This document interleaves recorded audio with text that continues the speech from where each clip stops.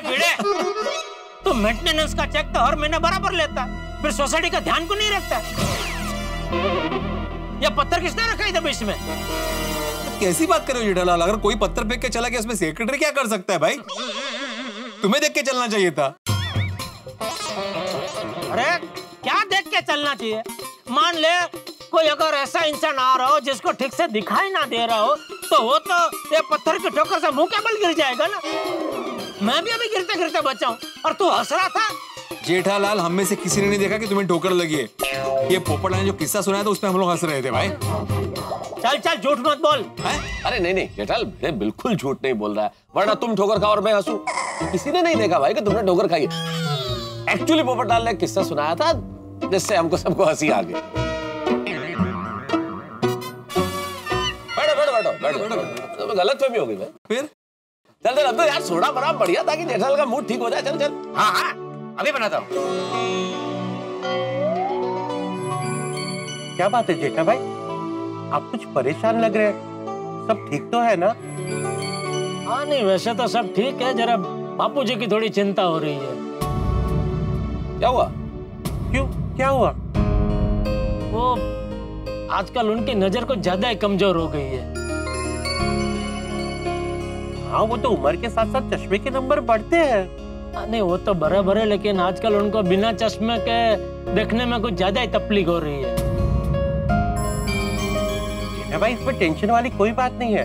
उम्र ज्यादा होने पर कुछ समस्याएं होती है, किसी की नजर कमजोर हो जाती है, किसी को सुनना कम हो जाता है।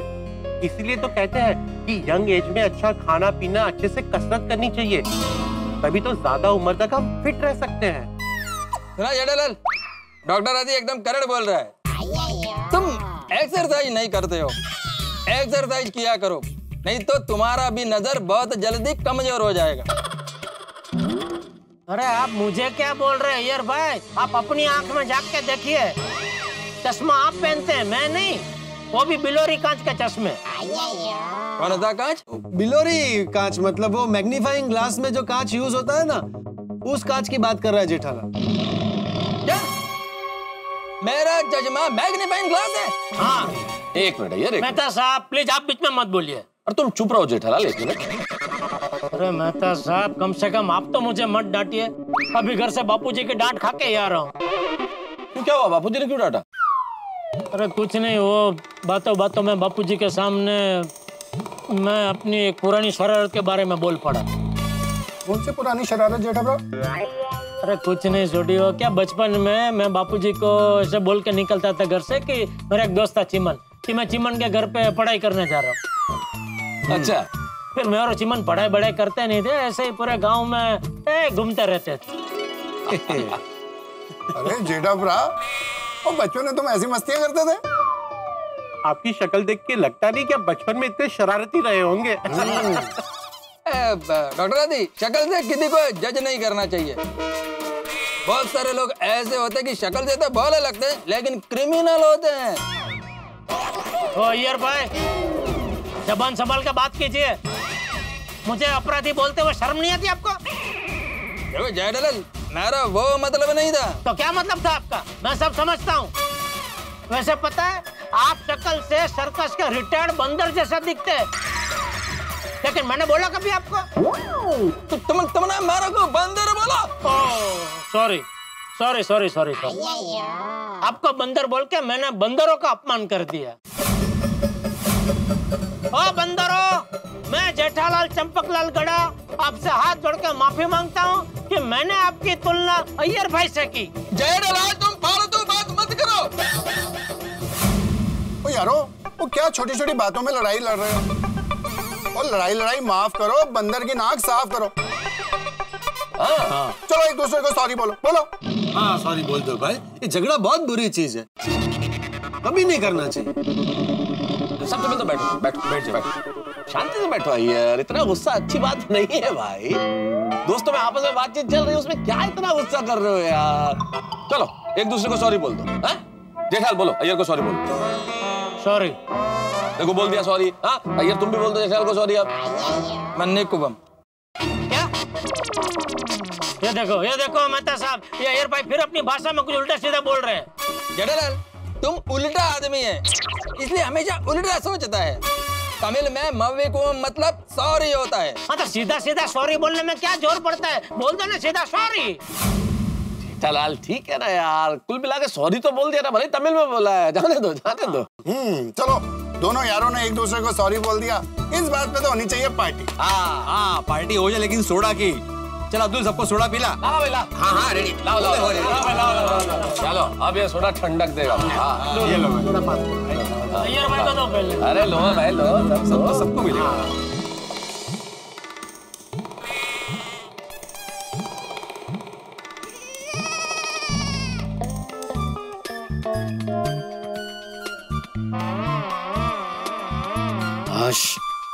सो गए।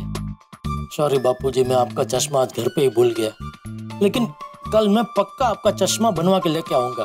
Good night. अरे तो सो ही गए।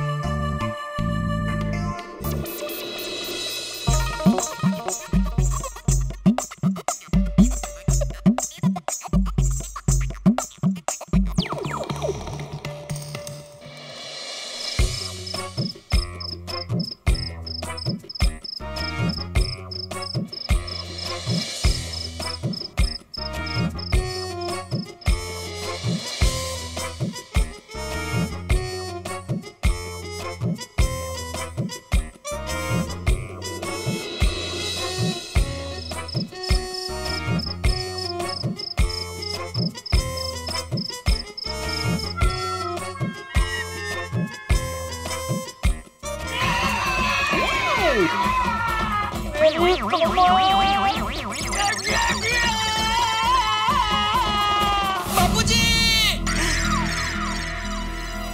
क्या हुआ भागा? नट्टू काका, बापूजी पलंग पर से गिर गए और उनको कमर में चोट लग गई। क्या बापूजी की कमर में चोट लग गई? हाँ, मैंने अभी ऐसा सपना देखा। ओ अच्छा अच्छा, सपना था ना? सच में तो चोट नहीं लगी ना? सो जा बेटा।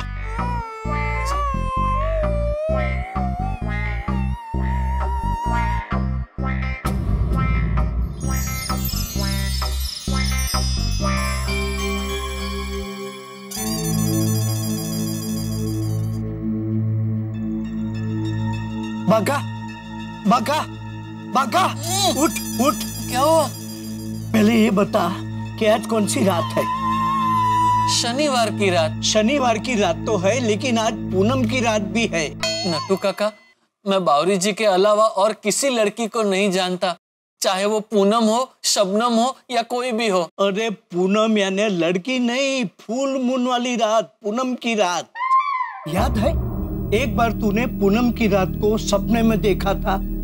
क्या देखा था? यही कि मुझे बहुत चोट लग गई, और दूसरे दिन सच में मुझे चोट लग गई थी। उसे चोट लगना नहीं, मार लगना कहते हैं।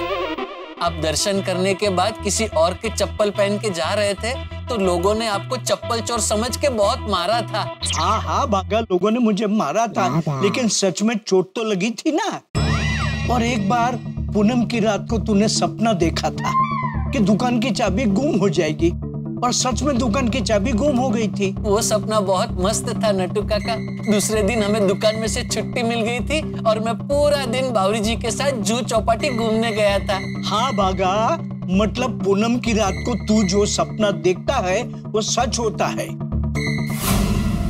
और अगर तेरा ये सपना सच हो गया तो बापूजी की कमर में चोट लग जाएगी। ये तो बहुत गलत हो जाएगा।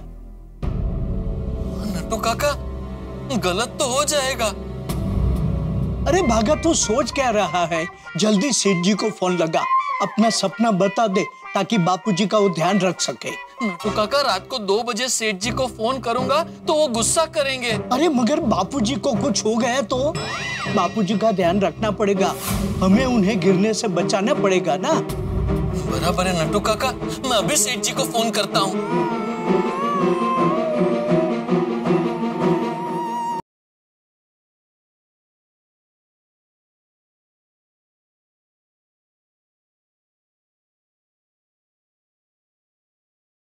हेलो। हाँ सेठ जी, आप सो रहे हो? नहीं, ठंडे पानी से नहा रहा हूँ। अरे बाप रे सेठ जी, इतनी रात को आप ठंडे ठंडे पानी से मत नहाइए, आपको सर्दी हो जाएगी।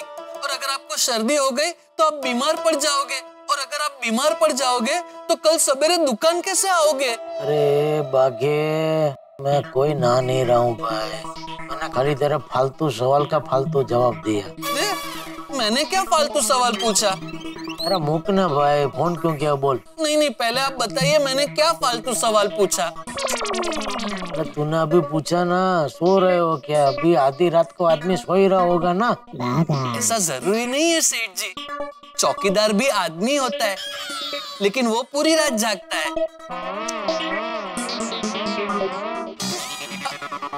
क्या हुआ? सेठ जी ने फोन कट कर दिया। अरे तो फिर से लगा और स्पीकर पे रख। जी।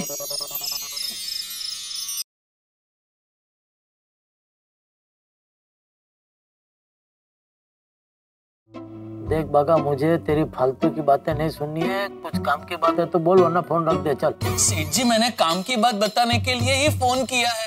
मैंने अभी बहुत बुरा सपना देखा। बापूजी पलंग पर से गिर गए और उनकी कमर में चोट लगी है। किसके बापूजी? आपके बापूजी। हाँ? किसी और के बापूजी गिर जाएंगे तो मैं आपको फोन क्यों करूंगा? मैंने सपने में देखा कि बापूजी बेचारे पलंग पर से गिर गए और उनकी कमर में चोट लगी। समझ गया तूने ऐसा सपना क्यों देखा। क्यों देखा? कल बावरी के साथ घूमने जाने के लिए, है ना? कैसे? कैसे क्या, तूने सोचा होगा मैं सेठ जी को ऐसे सपने के बारे में बात करूंगा तो सेठ जी को चिंता होगी, इसलिए वो तुरंत सोते हुए बापूजी के बाजू में जाकर बैठ जाएंगे, और सुबह जब तक बापूजी जागेंगे नहीं तब तक बापूजी के पास में ही बैठे रहेंगे। अरे और पूरी रात जागने की वजह से सेठ जी कल दुकान नहीं आ पाएंगे, और सेठ जी दुकान नहीं आएंगे तो मुझे बावरी जी के साथ बाहर घूमने जाने का मस्त मौका मिल जाएगा, है ना? अरे सेठ जी, आप क्या बोल रहे हैं? मैंने सच में अभी अभी ऐसा सपना देखा। मुझे बापूजी की बहुत चिंता हुई, इसलिए मैंने आपको फोन किया। हाँ भाई, तूने सपना ही देखा ना, मैं ऐसे सपने में नहीं मानता भाई, चल सो जा चल। नहीं सेठ जी, मानिए। कौन? नटवरलाल प्रभाशंकर उंढाई वाला, आपका प्रिय नटू काका। नटू काका? सेठ जी मेरी बात सुनिए, बागा के सपने को नजरअंदाज मत कीजिए, क्योंकि आज पूनम की रात है। कौन पूनम? अरे पूनम, अमास पूनम, फुल मून वाली रात पूनम। तो उसका क्या है? सेठ जी, आज पूनम की रात है, और पूनम की रात को बागा जो सपना देखता है वो सच होता है। सिर्फ आज की रात संभालना है, फिर चिंता की कोई बात नहीं। अरे नट्टू काका, मैं सब चीजों में नहीं मानता, अभी सो और सोने दो। मगर सुनिए सेठ जी, रख दिया। नट्टू काका, ये सेठ जी तो मान ही नहीं रहे हैं। अब बापूजी का क्या होगा? अब हम क्या कर सकते हैं बागा? हमने सेठ जी को फोन तो किया, मगर सेठ जी कहते हैं कि मैं इन सब चीजों में नहीं मानता। बागा, मैं तो चद्दर उठ के सो जाता हूँ, तू भी सो जा। बराबर है, हमने तो हमारा काम कर दिया, आगे जैसी जिसकी सोच।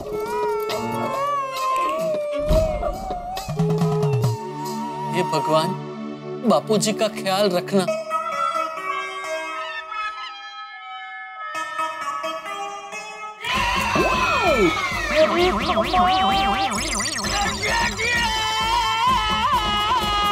बापूजी, वो सपना था, लेकिन ये क्या? बागा वाला सेम टू सेम सपना मुझे भी आया। कहीं ये सपना सच तो नहीं होने वाला? बापूजी,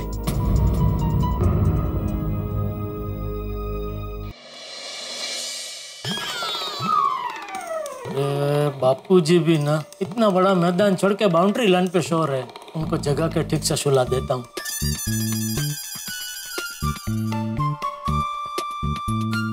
बापूजी, बापूजी, बापूजी। हाँ जेठिया, तू इतनी रात को यहाँ क्या कर रहा है? वो आप बाउंड्री लाइन पे सोए थे बापूजी, हैं? नहीं, मेरा मतलब है वो पलंग के एकदम किनारे सोए थे। इसलिए तूने आधी रात को मेरी नींद खराब क्यों? अरे मैं तो छोटा बच्चा थोड़ी हूँ जो पलंग पर से नीचे गिर जाऊंगा। जा जा जा जा सो जा। बापूजी, अरे जा। अरे बाप रे, बापूजी को जगाऊंगा तो वो डांटेंगे।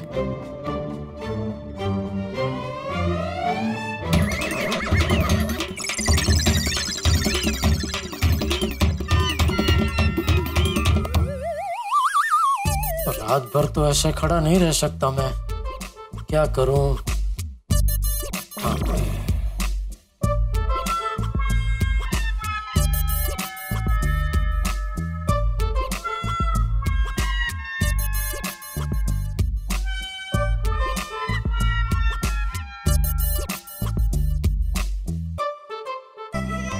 चल, पलंग के किनारे तकिए बिछा दिए, अभी बापूजी नहीं गिरेंगे। Good night. अरे वो तो सो ही गए।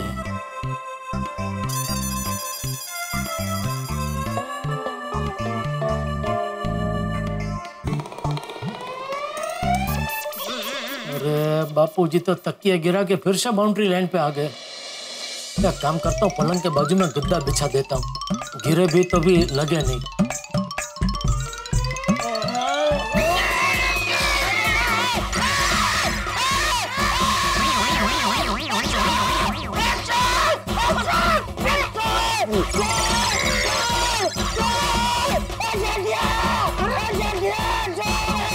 अरे बापूजी नहीं चोर हूँ। अरे बाबू चोर नहीं।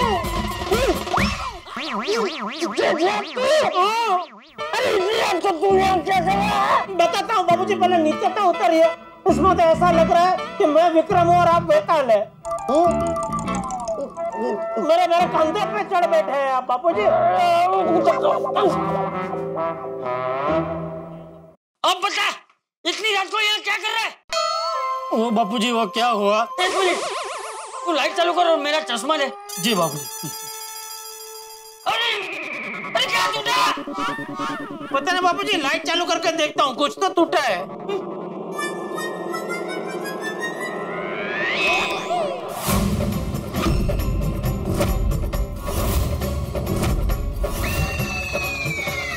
क्या टूटा?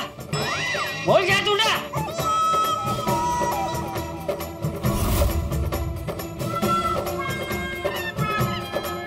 तो कुछ दिख नहीं रहा है, सब धुंधला नजर आ रहा है। जगह मेरा चश्मा दे, मैं ही देखता हूँ क्या टूटा। चश्मा ही टूट गया बापूजी।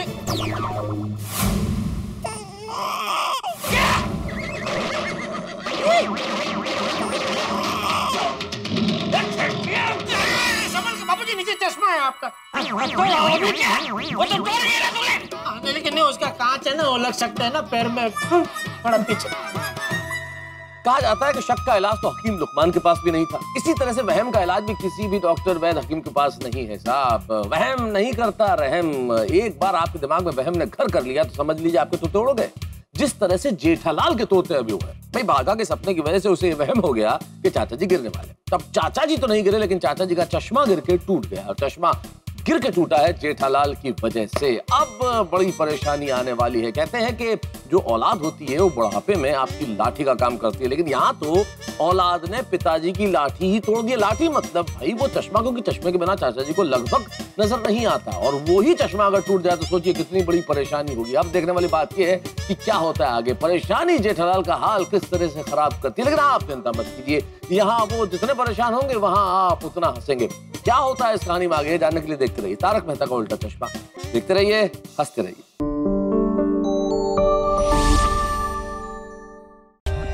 For more updates, subscribe to our channel, click the show links and enjoy watching the videos.